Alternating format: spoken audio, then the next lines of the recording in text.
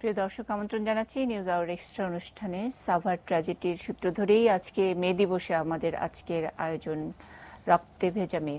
আমাদের সঙ্গে আছেন কথা বলবার জন্য অর্থনীতিবিদ, সাবেক তত্ত্বাবধায়ক সরকারের উপদেষ্টা ডক্টর হোসেন জিল্লুর রহমান এবং আছেন বাংলাদেশ শ্রিম্প অ্যান্ড ফিশ ফাউন্ডেশনের চেয়ারম্যান সৈয়দ মাহমুদুল হক।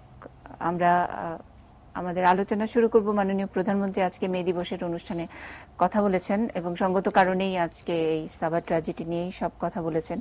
তিনি একটি খুব গুরুত্বপূর্ণ লাইন যেটি বলেছেন যে শুধু মুনাফা দেখলেই হবে না, শ্রমিকদের বিষয়টি দেখতে হবে। যদি এখানে ব্যবসা করতে হয় তাহলে শ্রমিকদের বিষয়টি আগে দেখতে হবে।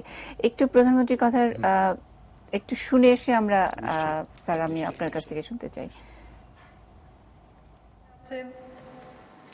তারা যদি তাদের শিল্প চালাতে চান অবশ্যই তাদের শ্রমিকদের দিকে দেখতে হবে, তাদের কল্যাণের দিকে দেখতে হবে। আবার শ্রমিকদের ব্যাপারে আমি একটা কথা বলবো যে একটু কিছু হলেই গাড়ি ভাঙা, দোকানপাট ভাঙা, একেবারে সেই গুলশান থেকে রায়পুরা পর্যন্ত ভাঙাচুরা করা, এটা কারা করেছে এবং কেন, কি উদ্দেশ্য, সেটাও আমাদের তদন্ত করে দেখতে হবে। আমরা যখন এই সাভার ট্র্যাজেডি নিয়ে কথা বলছি, সারা বিশ্বে আসলে এখন বাংলাদেশ এখন শিরোনাম এবং নানান দিক নিয়ে কথা হচ্ছে। আমাদের শ্রমিকদের নিরাপত্তার বিষয়টি নিয়ে কথা হচ্ছে, আমাদের কমপ্লায়েন্স নাই, বেতন কম এবং সেখানে শ্রমিক অধিকারের বিষয়টি অনেক পাশাপাশি অনেক আলোচিত হচ্ছে এতগুলো লাশের ছবির পাশে। কিন্তু অন্যদিকে আরেকটি আলোচনাও আছে যে লো প্রাইস, এবং সেই লো প্রাইসের আসলে সেই লো প্রাইস হলো একটা কমোডিটির লো প্রাইস, কিন্তু সঙ্গে সঙ্গে মানুষের জীবনের অনেক কম মূল্য, সেরকম একটি আলোচনাও চলছে গোটা বিশ্বে। যারা নাকি সুশীল সমাজ তারা বলছেন, যারা বায়ার তারা হয়তো ওই জিনিসটাকে অতটা আমল দিচ্ছেন না। আমি একজন অর্থনীতিবিদ হিসেবে আপনার এই মূল্যায়নটা শুনতে চাবো গোটা বিষয়টি নিয়ে, এবং অবশ্যই প্রধানমন্ত্রী যেই কথাটি বলছেন যে শ্রমিকদের বিষয়টি দেখে তারপরে এখানে ব্যবসা করতে হবে, কেন আজকে এতগুলো লাশের পরে এই কথাটি বলতে হচ্ছে? না, যেটা বলেছেন প্রধানমন্ত্রী ওটা তো ওনার দায়িত্বশীলতার জায়গা থেকেই বলেছেন, কারণ বিশৃঙ্খলা যাতে না বাড়ে সেটা তো প্রয়োজন, সেটা একেবারেই ঠিক আছে।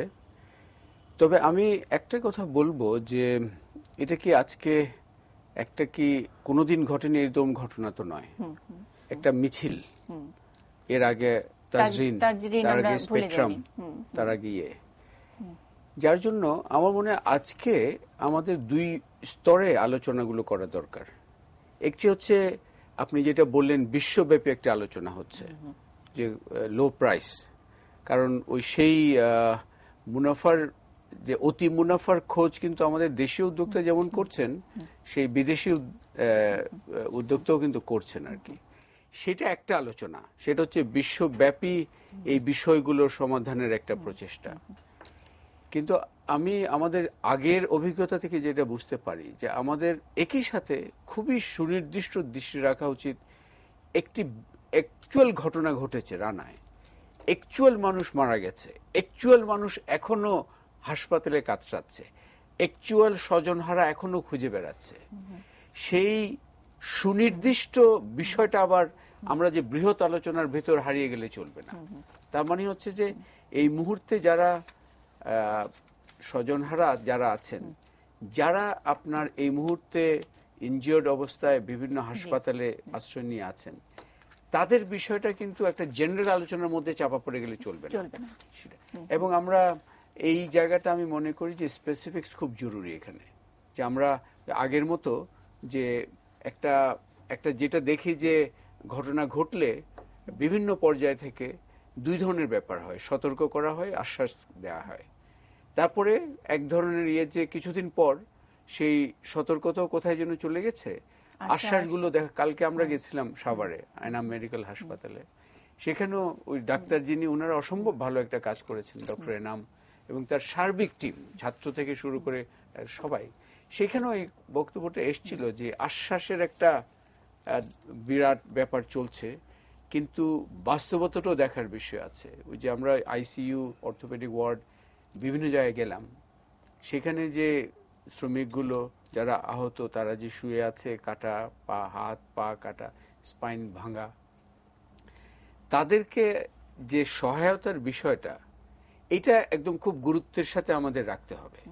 আমরা জেনারেল আলোচনা, মানে স্যার আমি যদি আমি ঠিক বুঝে থাকি যে ব্যাপারটা যে একটা ঘটনার পর হয়তো প্রথম 2-3 দিন ঘটনার ভয়াবহতা নিয়ে আমরা কথা বলি, লাশের সংখ্যা গুনি, এটার কম্পেনসেশনের কথা অল্প বিস্তর আলোচনা হয়, তারপরে আমরা একটা বড় জায়গায় চলে যাই যে কমপ্লায়েন্সের ইস্যুতে চলে যায়, লো প্রাইসের ইস্যুতে চলে যায়, শ্রমিক যে সংগঠন করার অধিকার ইত্যাদিতে চলে যায়।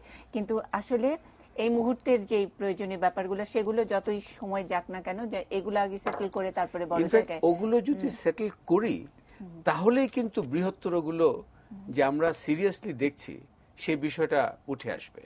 কারণ আপনি এই যে তাজরিনের আমরা দেখেছি তো ইয়েতে তাজরিনের এক ধরনের আগুনের ঘটনা কি হলো, যে ওই যে সুনির্দিষ্ট কমিটি করা হলো, তারপরে আপনার কমিটি কাজ করা ঘটা করে কাজ শুরু হলো, তারপরে কিন্তু আর কিছু নাই।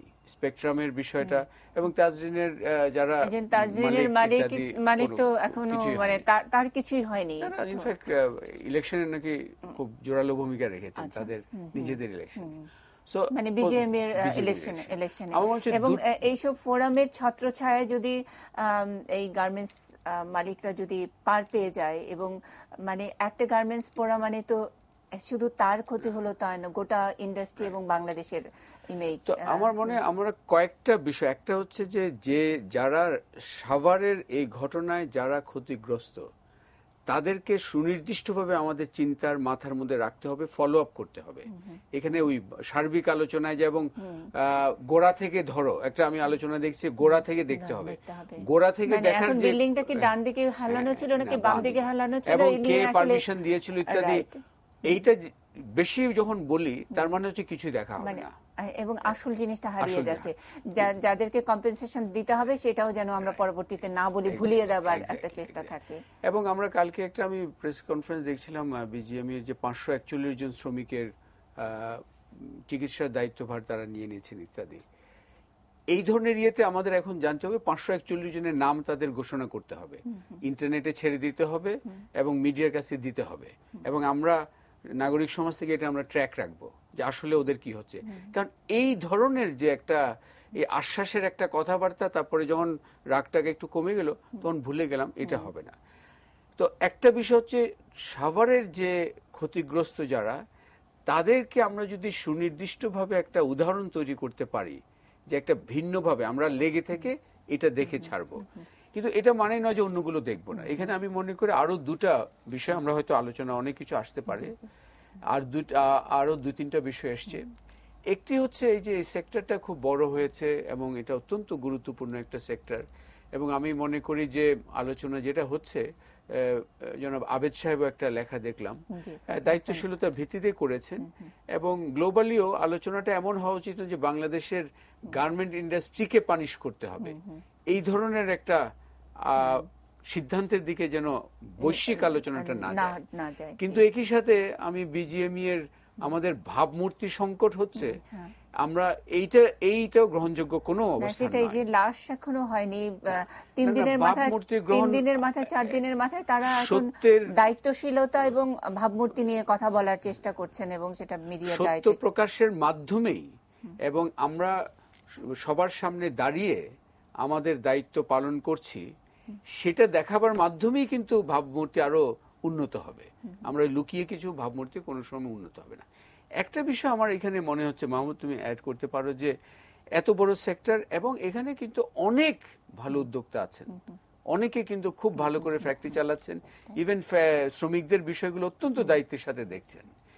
একটা আমি দেখছি একটা ডিসকানেক্ট বলতে পারেন, যে এই যে সেক্টর এজ এ হোল আর এটার যে প্রতিনিধিত্বমূলক যে সংগঠন বিজিএমইএ, এই বিজিএমইএ-কে এখন আমি ঠিক পুরো ওই সেক্টরের যে এন্টায়ার ডাইনামিজম তার প্রতিনিধিত্বমূলক একটা সংগঠন হিসাবে দেখাটা একটু সমস্যার মধ্যে দেখছি। সামগ্রিকভাবে একটা প্রবণতা বাংলাদেশে এখন দেখা যাচ্ছে, ব্যবসায়ীদের যে প্রতিনিধিত্বমূলক সংগঠনগুলো, ওগুলো কতটুকু সেই সেক্টরের প্রতিনিধিত্ব করছে এবং কতটুকু আমাদের প্রচলিত রাজনীতির একটা ছত্রছায়ায় এক ধরনের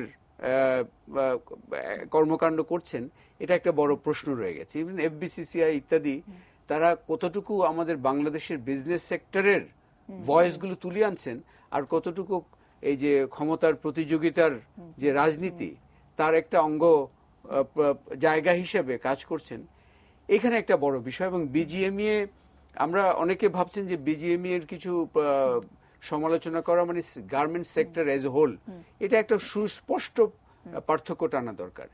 গার্মেন্ট সেক্টর এজ এ সামগ্রিকভাবে তার যে গুরুত্ব, তার যে ভূমিকা এবং তার যে আগামী দিনের সম্ভাবনাটাও, সেটা আমরা সবাই স্বীকার করছি এবং সেটা আমরা অক্ষুণ্ণ থাকতে হবে এবং সবাই সেখানে সচেষ্ট থাকব।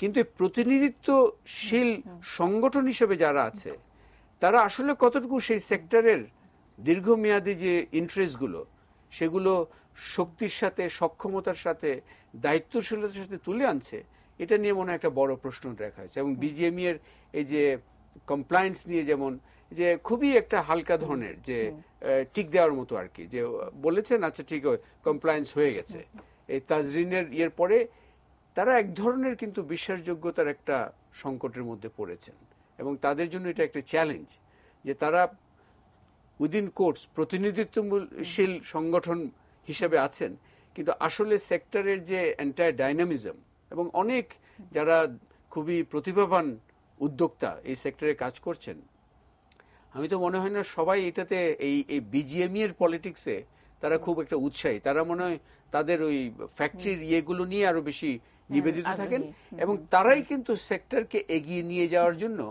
তাদের ভূমিকাটাই হবে যে মুখ্য।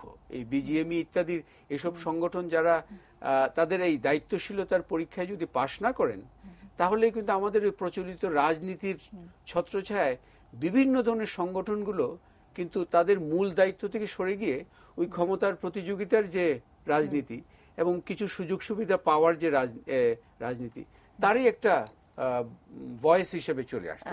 ছিল ভাই, আপনি কি ওই বিজিএমই কে আরেকটু এফিশিয়েন্ট হওয়ার জন্য কোনো সুনির্দিষ্ট কোনো আমার মনে হয় এখানে কিছু আমি কি একটু মাহমুদুল হক, আমি একটা আপনার কাছ থেকে শুনতে চাই, যে এই মুহূর্তে ঘটনাটি ঘটলো 24 তারিখে, এটা একটা কাকতালীয় ব্যাপার যে জিএসপি নিয়ে হিয়ারিং হচ্ছিল এবং তখন মানুষের মানে বাংলাদেশের মানুষ, বিশেষ করে সুশীল সমাজের সকলের মুখ অন্ধকারে, একদিকে এক শোকের পাথর, আরেকদিকে ওরকম একটি মানে সুতোর উপরে হাঁটার মতো অবস্থা। সেই রকম একটা জায়গায় এরকম এত বড় একটা অ্যাক্সিডেন্ট।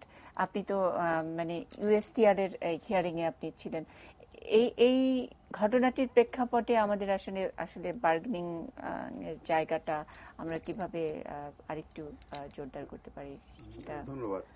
অ্যাকচুয়ালি আমাদের যেটা 28শে মার্চ আমাদের হিয়ারিং হলো এবং তারপরে আমাদের এই পোস্ট হিয়ারিং আর ফার্দার সাবমিশন আমাদের চাই, আমাদেরকে সুযোগ দেওয়া হয়েছিল এবং সেটা লাস্ট ডেট ছিল 24 তারিখ।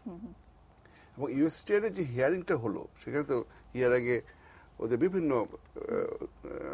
গভর্নমেন্ট ডিপার্টমেন্টসের প্রতিনিধি থাকে, state department, agriculture, labour, USTR এর, কমার্সের, তো এরকম 7-8টা অর্গানাইজেশন থাকে। এবং তাদের যেটা অবজারভেশন হলো, সেটা যে কথাটা টয় হোসেন সাহেব বলছিলেন যে আমাদের আইন হয়ে আছে, আইন লেবার আইন, আমাদের 2006-এর যে লেবার আইন, শ্রম আইন, এটা কিন্তু আমরা মোটামুটিভাবে আইএলওর মেজর যে কনভেনশনস গুলো আছে তার সাথে আমরা সামঞ্জস্য রেখে আমরা এটাকে আপডেট করেছি।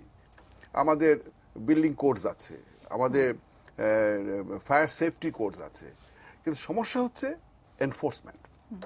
এখানে মেইন সমস্যাটা যেটা হয়েছে এনফোর্সমেন্ট, এবং এটাই তাদের কাছে সবচেয়ে বেশি ভাবিয়ে তুলেছে। এবং এখানে যেটা ছিল আমাদের স্টেট হিয়ারিং এর সময়, যে তাজরিনটা ডোমিনেট করেছে এবং সেখানে এটা করতে যে বলছে তাজরিনের যে ফেইলিয়ার, ফায়ার সেফটি তো আইন ছিলই, তার মানে যারা এটাকে দেখার দরকার তারা দেখেনি। ঠিক একই মানে এর বেলাও তাই, বিল্ডিং কোডস আছে কিন্তু এই কোডস গুলো প্রতিপালন করে যে কাজটা করতে হবে সেটা দেখা হয়নি। ওদের যে কনসার্ন হচ্ছে আমাদের যে কর্মস্থলে যে নিরাপত্তা বা নিরাপদ কর্মস্থল এবং তার সাথে শ্রম আইন, এগুলো হচ্ছে ওদের মেইন মানে শ্রম মানে অধিকার। সেখানে তো আবার মানে ইউএস গভর্নমেন্টের তরফ থেকে তো ট্রেড ইউনিয়নের যে ওটা আমাদের তো অধিকার সেটার উপরে অনেক বেশি জোর দেওয়া হয়। মানে আপনি বাংলাদেশের একজন ব্যবসায়ী হিসেবে এটাকে কতখানি মনে করেন যে কতটা বাস্তবসম্মত? হোসেন জিল্লুর যেভাবে বলছিলেন যে বিজিএমএ একটা সংগঠন, সেটাই রাজনীতির মানে ধামাধরা হওয়ার জন্য প্রতিযোগিতায় নেমে যায়। আর যেখানে একেবারে শ্রমিকদের কথা মাননীয় প্রধানমন্ত্রীর বক্তব্যেও আমরা একটু বুঝতে পারছিলাম যে শ্রমিকরা নিজেদের ক্ষোভ বিক্ষোভ প্রকাশ করবার জন্যে এরা কি সত্যি শ্রমিক কিনা, যে যারা ভাঙচুর মানে গুলশান থেকে শুরু করে রায়পুরা পর্যন্ত যারা ভাঙচুর করলো, মানে এখানেও একটা রাজনীতির রং আছে। তো সেই বাস্তবতায় আসলে মার্কিন যুক্তরাষ্ট্র আমাদের উপরে যেই চাপটি প্রতিনিয়ত প্রয়োগ করে আসছে এবং যেটি একটা অন্যতম শর্ত জিএসপির জন্য, তো মানে বাংলাদেশের একজন ব্যবসায়ী এই বাস্তবতায় আপনি কতখানি যৌক্তিক মনে করেন? এটা সমস্যাটা হচ্ছে আমাদের যে শ্রম আইনে কিন্তু ফ্রিডম অফ অ্যাসোসিয়েশনটা গ্যারান্টিড, আমরা বলেছি দিতে হবে, এবং সেখানে এবং তার থেকে আসছে কালেকটিভ বার্গেনিং এজেন্সি যেটা ট্রেড ইউনিয়নে আসবে। তা ইন্ডাস্ট্রিতে যেটা ভয় পায় সেটা হচ্ছে যেটা মাননীয় প্রধানমন্ত্রী বললেন, এটা রাজনীতিকরণ। আমরা যদি একটা প্রফেশনালি শ্রমিকদের প্রতিনিধি হিসেবে করার জন্য যে সিবিএ থাকে, তাদের সাথে কথা বলতে ভালো। আজকে যে সমস্যাটা হচ্ছে সেটাও আমি মনে করি অন্যতম কারণ হচ্ছে যে আমাদের ওইভাবে অর্গানাইজড ট্রেড ইউনিয়ন নাই, যার ফলে সুযোগ নিচ্ছে অন্যরা শ্রমিকদের নামে বিশৃঙ্খলা সৃষ্টি করছে। এটা একটা দিক আছে। 2 নম্বর, যেটা বিজিএমএতে বা যারা এই ইন্ডাস্ট্রি জড়িত তাদের মধ্যে যে একটা শঙ্কা, সেটা হচ্ছে যে আমরা তো ক্রমান্বয়ে আমরা আমাদের আন্তর্জাতিক বাজারে আমাদের প্রসার হচ্ছে এবং সেখানে আমাদের কিছু প্রতিযোগী আছে যারা আমাদের সাথে কম্পিটিশনে পারছে না। তো সেখানে তারা বারবার বলার চেষ্টা করছে যে তোমরা বাংলাদেশ থেকে যে সস্তা কাপড় কিনছো, এই সস্তা কাপড়ের পেছনে আছে এক্সপ্লয়টেশন লেবার, লেবারদের রাইটস ডিনাই করা হচ্ছে, তাদের করলে যে নিয়মিত যে ওভারটাইম দেওয়া হয় না, যে শ্রমঘণ্টা সেটা মানা হয় না আইনের অনুযায়ী, এগুলো বলে তারা অ্যাকচুয়ালি আমাদেরকে কিছুটা ম্যালাইন করার চেষ্টা করে। তো এখানে কিন্তু যেটা বিজিএমইর যে কনসার্ন বা অ্যাপ্রিহেনশন, যে আমাদেরকে